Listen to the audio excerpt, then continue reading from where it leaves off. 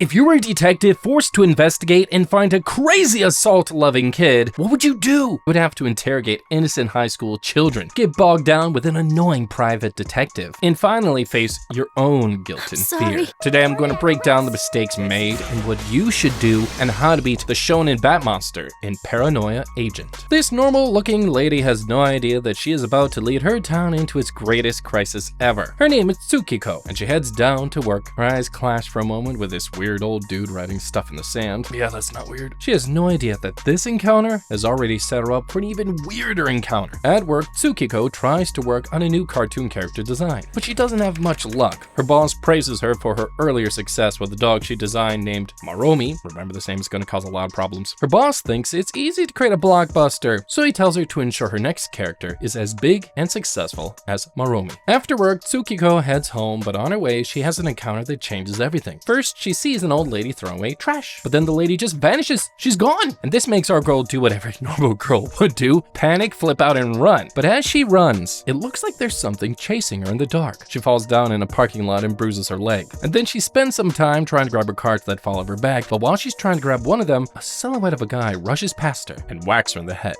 Okay, we got a stalker. Oh boy, this could have been avoided if Tsukiko had done a few things differently. On top of the list is running away. Old lady just ET phone home, disappear, pew, gone, out of nowhere. I get it, that's creepy, but it's an old lady. Sure, our dangerous sensors are already just pinging like crazy after that, but the way I look at it, there's only one reason to be afraid of an old lady in the dark. She's a witch. Yeah, if she's not a witch, then we have nothing to fear, but if she's a witch, then her fate is already doomed, because a witch doesn't operate by natural rules. She probably wouldn't need to chase us by running to catch us. She'd probably be able to hocus pocus us with some witchy spells and keep us running in one spot till she strolls down and casually kills us and does whatever. Tsukiko lives in this neighborhood, and this means that Tsukiko knows a lot of the people in the neighborhood. So this gives our girl two extra options which she did not tap into earlier. Early in the day, we've already seen how frightful she can be and doesn't like to talk to her colleagues at work. But that also means she would want to be one of the first people to get home at the close of work. And given that she's a recluse who likes to keep to herself, she should have considered getting home before it got dark. That way she has enough daylight to get to her destination and no one needs to worry about her safety as much. And the second thing she could have done is scream fire, because everybody knows if you scream fire, oh no, somebody shot my dog. People care more about a fire, something burning down, or a dog getting hurt than just going, oh, help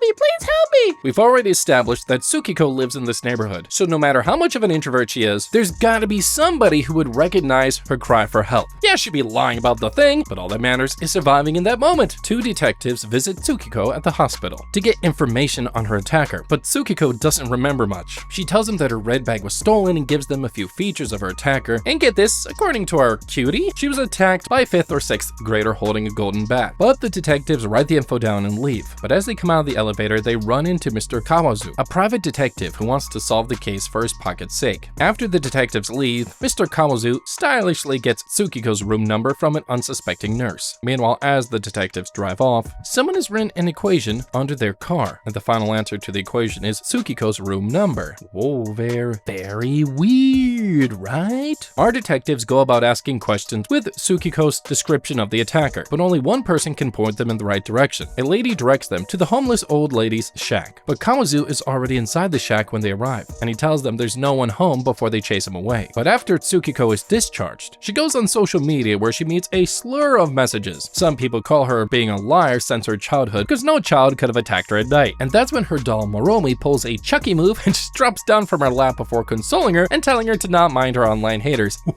Oh boy. Things look like they're going to return to normal for Tsukiko until she runs into Kawazu while heading to work. And the adamant fatso mimics all her co-workers, while Tsukiko accurately guesses who he's mimicking. But even after the mimicry game, he doesn't have any real lead on who to go after. So Kawazu badgers her by arguing that no one attacked her and that she made the whole thing up. But while they're talking, some skaters push past them, and this triggers her memory. Oh, how convenient. And she calls the real detectives and informs them that her attacker was wearing golden skates, and the people call him SHOUNEN BAT. Later that evening, Kawazu goes to Tsukiko's house to ask more questions. My, he's persistent. But instead of getting the answers he needs, he gets a solid whack on the head. Yep, SHOUNEN BAT pays him a visit. But weirdly enough, before scanning away, he goes to say hello to dear old Tsukiko Chuan. With a second victim, the police detectives finally believe that Tsukiko is telling the truth. Well, at least until this poor dude comes into the picture. His name is Ichi, and just like Tsukiko's attacker, he wears a cap and rides in golden skates. The poor dude was at the top of his class in everything from sports to academics to politics, well, until till the attack thing came along, and Ichi notices on his way to school that everyone is avoiding him, and that's when the thought hits him. He realizes that the reason everyone is ignoring him is because this dude over here named Ushi has told lies about him. Ushi is his opponent in the race for presidency of their school union, and Ichi believes that Ushi told everyone lies to make them vote against Ichi. The frustrated detectives go back to Tsukiko to see if she saw the person that attacked Kawazu, because Kawazu didn't see much, but as usual she pulls her Jon Snow card and is like, oh, I don't really know. Meanwhile, things aren't getting any better for Ichi, with everyone focusing on his opponent, Ushi, and Ichi realizes that his chances of winning the election are thinning out. So he does what every logical, non-hormone-filled teenager would do. Haha, sarcasm. He goes back home and talks to his hot homeroom teacher, Harumi, because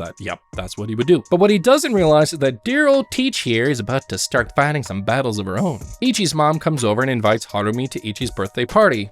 Considering how popular he is, they advise her to come early so she doesn't miss all the fun. If only. Ichi decides to confront Ushi, but someone takes pictures of him bullying Ushi and sends it to all the students. Yeah, our boy dies a very quick and very painful social death. Ushi tries to stand up for him, but the pressure's already gotten to Ichi, and thanks to the picture, all the students jump on the belief that Ichi really is Shonen Bat. The detectives have a meeting with Ichi, but instead of clearing his name, it makes things worse because no one even shows up for his birthday party. Well, no one aside from dear old Harumi sensei. Everyone thinks he really is the culprit, so all of this food goes to waste. Our frustrated young Ichi throws away his golden skates and abandons his presidential ambition. As he heads home, Ushi joins him, but Ichi finds himself wishing Ushi would get attacked while they're together. Our boy must be a Jedi because Shonen Bat shows up and attacks Ushi. But as Ichi chases after Shonen Bat with joy, something strange happens. When Shonen Bat turns around, he looks exactly like Ichi. What the frick? Back home, Tsukiko tries to be useful for the first time and tries to remember where she has met Shonen Bat before. But guess who stops her from thinking? Our little Chucky of a talking doll, Marumi. And then we see Ichi locking himself up in this room because his social life is dead, and he starts seeing monsters instead of people until he finally runs into Shonen Bat. But no one sees Shonen Bat before he knocks the crap out of Ichi. Anyway, the scene changes and we stumble into some very lewd stuff with Glasses-kun over here. He's got some weird looking dolls which will come in handy later. As soon as he rounds up his fun time, this lady named Maria jumps on a call and heads off to her client. But she gets a weird call from her voicemail asking her how long she's going to keep working as a call girl. When she gets home and lays down on her bed, she asks, who am I? You're never gonna see this coming. Just like she said, she takes off a weird strange wig, and by the time she's done bathing and puts on her nerd glasses, she's turned into Harumi sensei. Harumi goes to work and her superior plus Boo Boo asks her to marry him, but Harumi knows there's something wrong, so she heads down to a psychologist. He tells her that Maria wants Harumi to have a happy life. Harumi heads home thinking all is right with the world, and she has no idea how wrong she's gonna be. She deletes all the messages on her voicemail and believes that she also has deleted her other persona, Maria. As you can guess, she is totally wrong. She quits her call girl job after one last trip to Pound Town with this big dude, and when she gets home, she packs out all of Maria's clothes and throws them away. But when she heads out on a date with her husband-to-be, she gets a call on her personal line from her former workplace, asking for Maria's services for the night. To her shock, when she gets home, she finds all the clothes that she threw back neatly arranged. Maria leaves a voicemail scolding her for trying to get rid of her, and for the next couple of days, Harumi sensei's life is a blur. One minute she's herself, and the next, Maria is taking control. She heads down to her wedding, but even after it, things don't get any better. She goes to see her doctor again, and he advises her to tell her husband about her condition. And Harumi sensei decides to be a coconut head and tries to throw away Maria's clothes again, but it backfires because Maria just takes over. And it repeats again and again until she wakes up in Ichi's hospital room, and he tells her he's been cleared. Maria is like a bad joke that just won't go away, because one day Maria has had enough. She attacks Harumi's mind, and they have a tug of war for control on the street with everyone watching. And just then, in the middle of our street, our Ghost Rider returns on his justice mission, and with one swing of his bat, he knocks Harumi and Maria out. Okay, this is strange. Yeah, you bet it's strange. This whole situation with her alter ego honestly would not have gone so bad if Harumi just had been honest from the get-go. Look, Harumi here is suffering from an alter ego problem, clearly. And for those of you that don't know, identifying the problem means we're already halfway solving it. So to solve it, we really got to get this woman's life back. I'm not gonna just get all the alter ego stuff and throw it out. At this point, I would just burn it, or better yet, have somebody else burn it. So I'm not in control, because who knows when Maria might try to take over. Building and grooming an alter ego takes time, but why do alter egos even exist? Well, there's a lot of positive reasons. But since Maria doesn't really have a positive side, I'd say that Harumi created Maria as a way to escape reality. She didn't want to live with the consequences of the decisions that she had to take as Maria, so she created a faux persona to take the blame for all the negative and nefarious stuff that she did. My first point about Harumi grooming herself into becoming Maria Well, she's got to get rid of her current psychologist, okay? Heck, if a person doesn't know their job, then get someone else who does. You feel me? By his interactions with her, we can all tell that the psychologist doesn't know what he's doing. He conveys messages from the alter ego without trying to get to the root of the problem. And that's where the problem stems from, because he has not gone to the root and he can't uproot Maria from Harumi's mind. So what do? Once we have our good old Dr. LeQuack out of the way, we get ourselves a new shrink. And this new dude ideally would be able to start by identifying the real issues that led to the birth of Maria. Who knows, maybe Harumi needed extra cash. Maybe Harumi wanted to see what the wild side of life was like. But once the new shrink identifies it, he'll lead Harumi through a process of acceptance of that old reality, and then get her to come to terms with the new life she's living. We would then go to stage 2. Give her pills to wash off the alter ego consciousness. Between the therapy and the pills, Maria would soon become a long forgotten dream, and our girl Harumi would be able to be free to pursue her new love interest with her boo. Harumi wakes up to her husband's caring face, but outside the door, the detectives are watching her, more puzzled than before. One of them points out something interesting. Harumi, just like all the other victims before her, looked more relieved after her attack than she did before it. The detectives head down to the police station, recruit the help of this dude, and he heads down to a lounge with one of the detectives, and it turns out they're old friends. Mr. Copy Cop over here is excited because he has finally started building a house for his family, but what he doesn't realize is that it's soon going to turn into a real nightmare.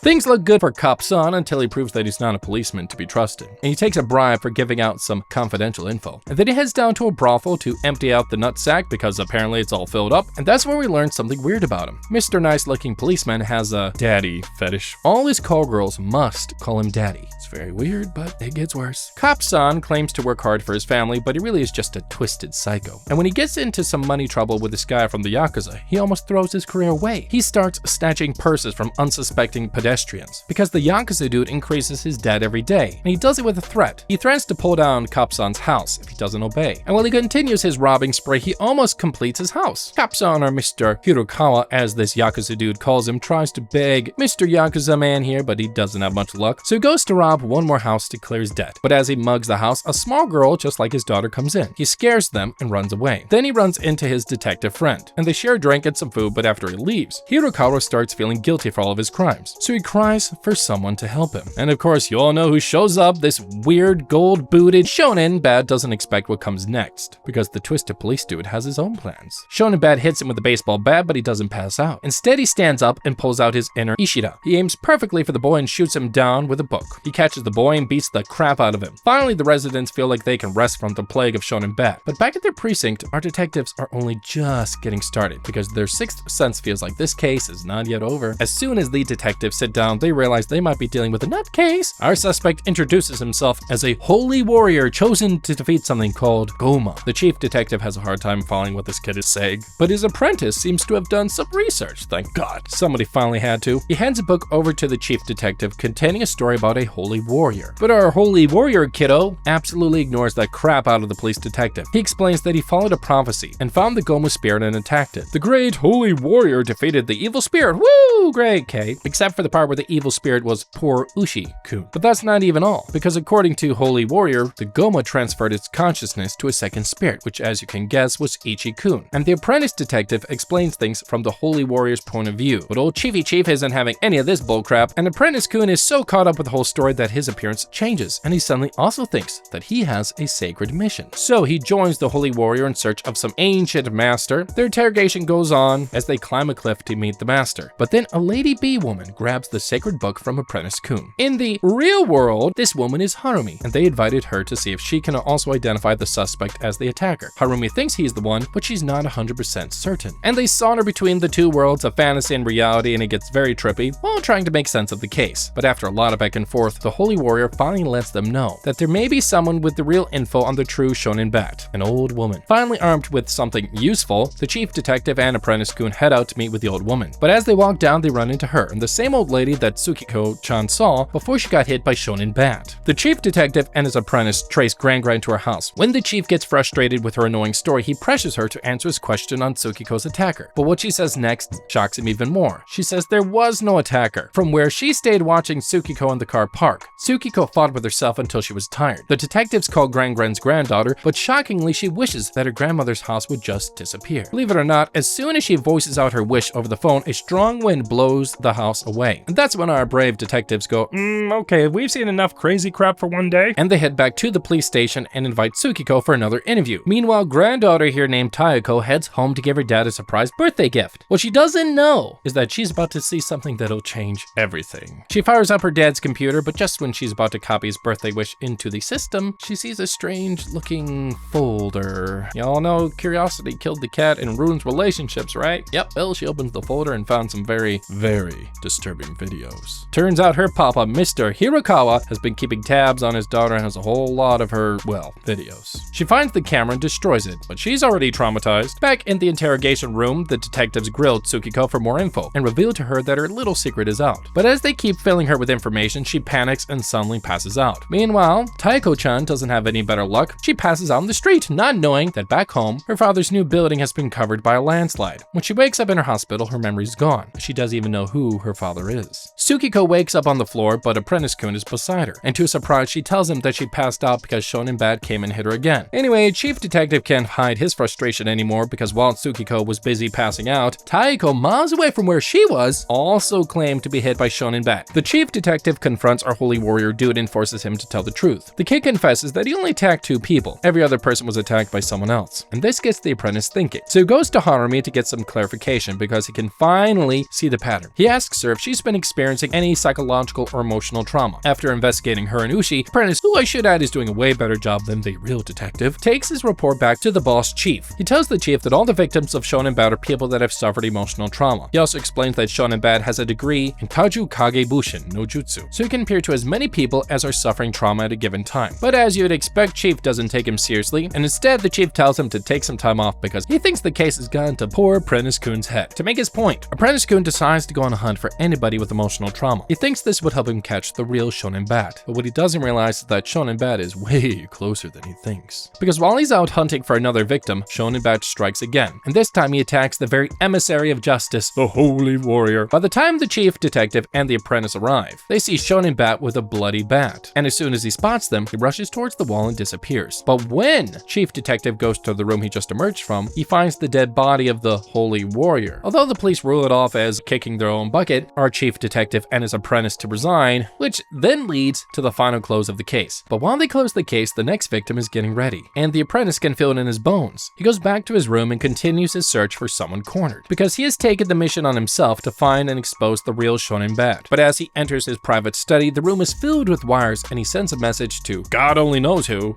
Whoa, this anime is taking a really dark turn. But we could have prevented the death of the holy warrior, and here's how. Apprentice-kun should have been the lead detective on this case, honestly, because in my book, he knows a lot more about the case than our chief detective will ever hope to know. He's the one that created the best profile for Shonen Bat, and he's the only one that has figured out that Shonen Bat can be in more than one place at a time. But where he failed is that he didn't act on this information. Knowing everything he knew about Shonen Bat makes it obvious that the next person that was likely to be targeted would be Holy Warrior. And just like all the other victims of Shonen Bat, the Holy Warrior was under a lot of psychological pressure to prove that he really was a Holy Warrior, and that he defeated the evil Goma. Armed with this information, our dear apprentice should have found a way to keep him safe, because there are some things that we've noticed about the real Shonen Bat. Unlike the Holy Warrior who was only impersonating, the real deal only attacks a person when they are alone. This would be a good time to chip in that you probably shouldn't leave your emotionally distressed friends alone, just saying. Anyway, knowing that he likes to attack when the victim is alone, we should have done everything in our power to make sure that none of the potential victims are left alone. I'm talking witness protection level of security, cops outside the house, bodyguards following the victims wherever they go. The kind of stuff that would make it much harder for Shonen Bat to find his victim alone. That way, we would have been able to keep our boy Holy Warrior alive, because like, it's a real shame that someone kicks their own bucket within police precinct walls. Now, while everyone tries to wrap their head around what's really going on in this messed up town, this little girl meets up with 2 strangers. Her name is Kamome, and her 2 friends are Zebra and Fuyubachi, but we're gonna call him Osan. Now, if you think this is a strange crew, just wait to hear why they met up. They met up in order to figure out a way to kick their own bucket. Yes. Zebra and Osan outrun Kamome because they were originally only online friends. But now that they've met up physically, they don't think they can let a young child like her throw her life away. They continue their kicking bucket attempts, but they don't know that Kamome is a pretty nifty detective. She finds them all on her own and tells them to allow her to join them in their mission to meet their maker. The weird group decides to attempt doing a dumb thing in front of a train, but when some random dude does it before they can, they don't like how his body turned out, so they decide to try something else. So they get on a train and ride off to the middle of nowhere, and when they get there, they decide, yes, this is the time to kick a bucket. So they tie some ropes to a tree branch and get ready for go time for real this time. There's only one problem. They didn't decide who would give the signal for them to,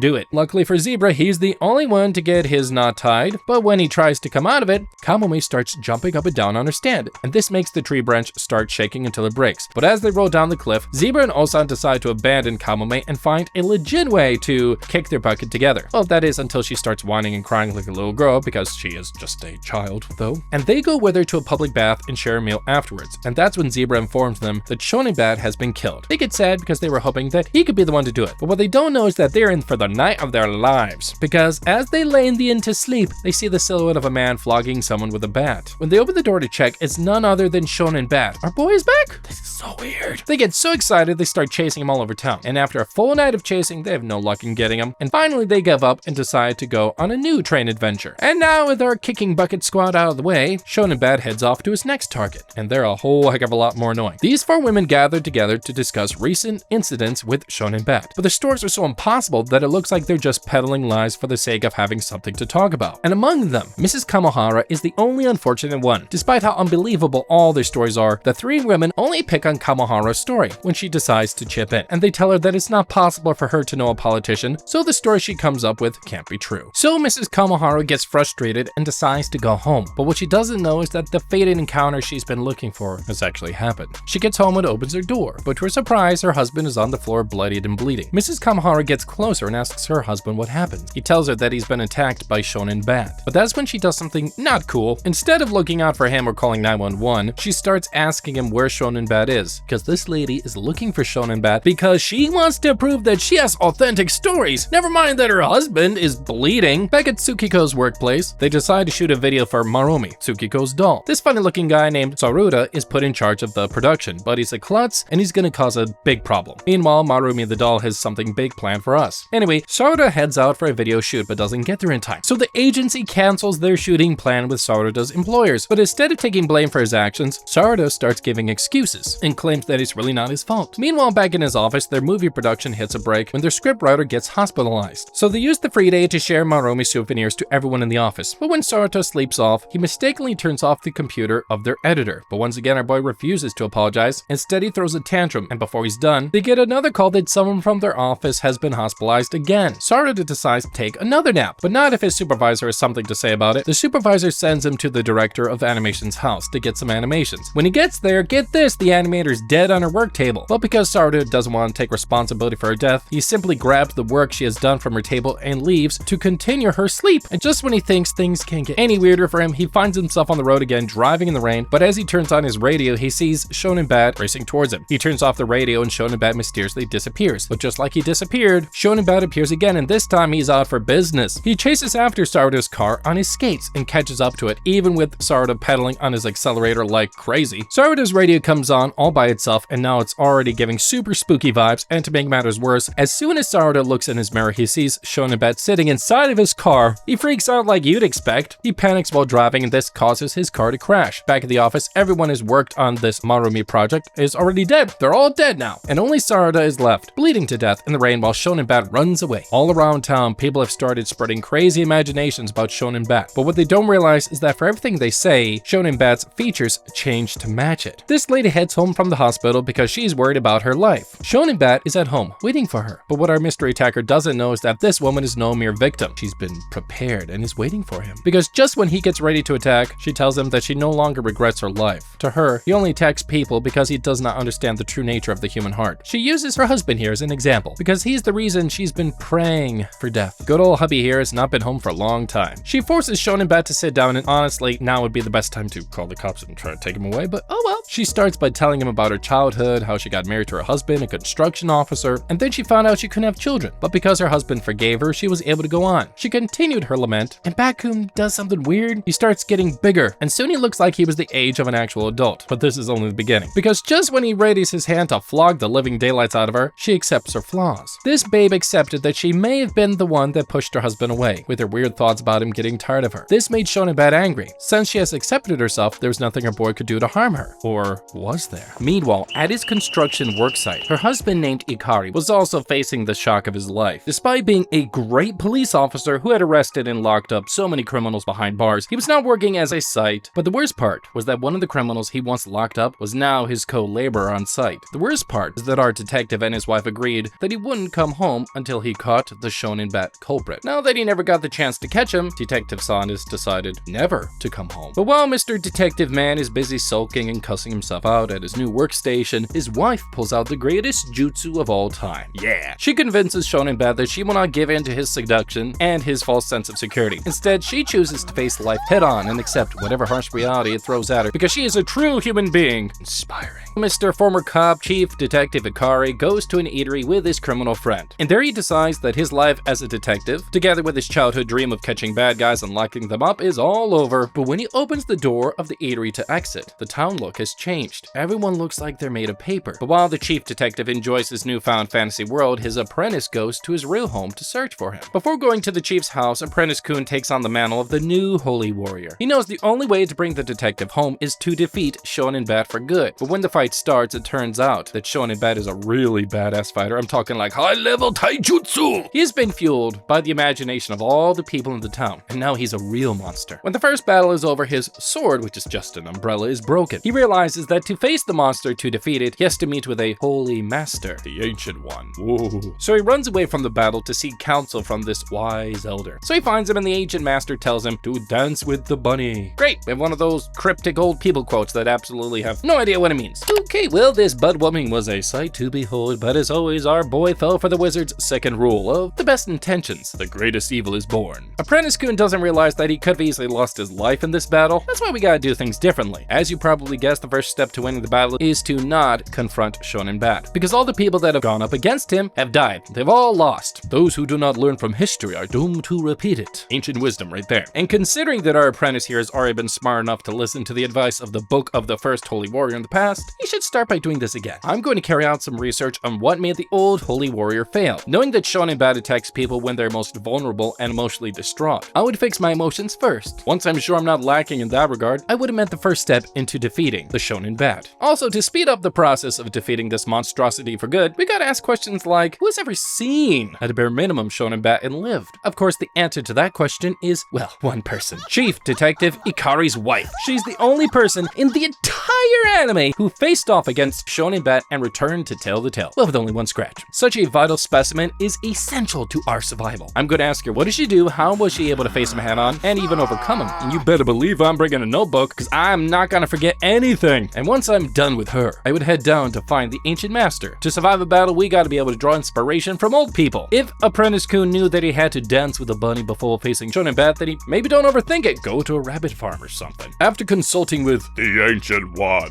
Apprentice Kun heads down to the chief's house, and when he finds out that Mrs. here faced off against Shonen Bat all by herself, he starts asking the pertinent questions. Oh, look at that, he's smart after all. She explains that to her, Shonen Bat and Maromi are the same, and because she saw them as figments of imagination, Shonen Bat couldn't hurt her. This new piece of information sends Apprentice Kun's brain into overdrive. Meanwhile, while all of these hard battles are going down, Maromi has become a social phenomenon. Everyone, everywhere is talking about the strange dog, just like they did with Shonen Bat. With the character now so popular, Tsukiko-chan is invited to an interview to talk about her character's newfound fame, and that's where Apprentice Kun sees it. He focuses on what the detective's wife told him about Maromi and Shonen Bat being one and the same. While Tsukiko is talking, she opens her childhood sketch pad, and his eyes glance to look over her designs, and he notices, something small, that's nothing really, almost really easy to gloss over, a sketch of Shonen Bat. And then he hears a tiny voice over his walkie-talkie. He looks up and he finds a small, talking female doll with bunny ears. Haha, see, bunny thing coming into play right now. He realizes that she is the one the Ancient Master was referring to, so he follows her. She leads him to her friends, and together they help him fit the final piece of the puzzle. Turns out Tsukiko had gotten attacked by Shonen Bat in the past, 10 years ago, and he wasn't caught then, or at least that's what she wanted everyone to believe. Apprentice Kun realizes that the root of the mystery is in Tsukiko's past, so he heads down to her childhood home to make some inquiries. He meets Tsukiko's father and Otto-san here, who is more than happy to help. According to Otto-san, Tsukiko had a real pet dog named Maromi, but she claimed it got killed while trying to protect her from an attacker with a bat. In reality, Otto-san believed that Tsukiko got careless while walking her dog and let it get killed. But to help her get over its death, he pretended to not know what really happened. But what he didn't expect is that she would let her imagination get so active that it would become so powerful and come to life. Apprentice Kun grabs the original bat Tsukiko had from her dog's shed and turns it into his new, all-powerful weapon. Believe in the power of imagination. Meanwhile, Tsukiko's boss, boss drops her off at home, but instead of leaving, he starts pressuring her to deliver a new character just as famous as Maromi. She runs out of the car and he comes back to his senses, so he quickly apologizes and asks her to deliver when she can before driving off. But that's the last move he makes, because as soon as he steps on the pedal, he runs into SHOUNEN BAT. That's where his life ends. Everyone blames Tsukiko for his death, but Maromi encourages her to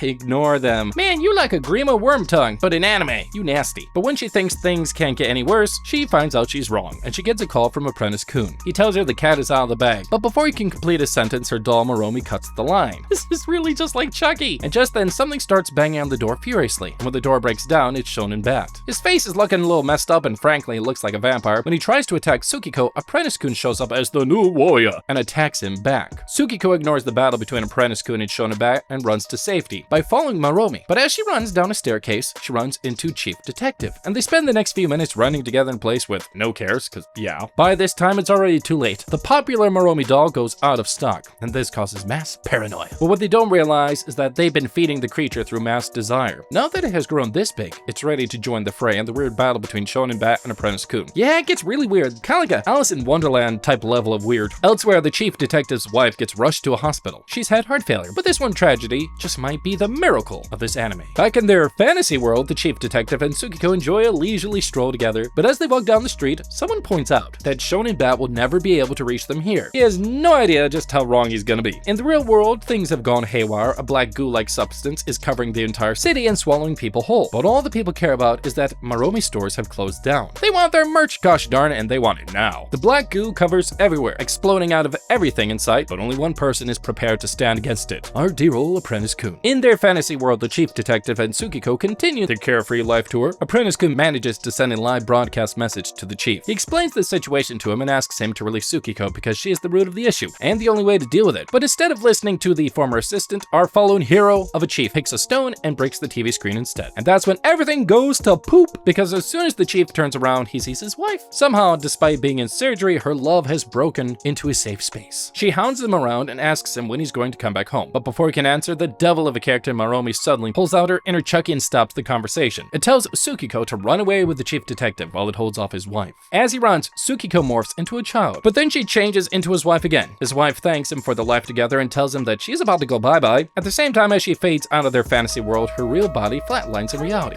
Oh, that's rough. But knowing that his wife is dying forces our Chief Detective to wake up from his fantasy. He picks up a bat and destroys the whole town. Although Maromi protests, it can't really stop him. But when the real world shows up, everywhere looks like they've just faced an apocalypse. Apprentice Kun shows up and gives Tsukiko the real details of how her paranoia has been wreaking havoc all over the town. He tells her what he learned from her father, but as he speaks, Maromi tries to attack him. Well, not that this can stop his Taku no Jutsu. Our dear apprentice doesn't know, though, that a mega SHOUNEN BAT has shown up behind him. He tries to attack it with the bat, but it flings him aside like a tiny bug, and then it goes after Tsukiko. But her trusty doll Maromi fuses into a mega Maromi and takes the brunt of the attack before telling Tsukiko to run. While she runs, the detective forces her to confront the truth of what happened with her real dog, Maromi. Tsukiko falls into a trance and goes back to the day her dog died. But this time she has learned her lesson, so she stops her younger self from creating a fictional dog killer and accepts that it was all her fault to begin with. As soon as she does this, the ghost of the SHOUNEN BAT fades out of existence. Tsukiko wakes up floating on water, and their whole town has already been devastated like it's been through war. With SHOUNEN BAT gone for good, everyone starts rebuilding the town for good, and things slowly start to go back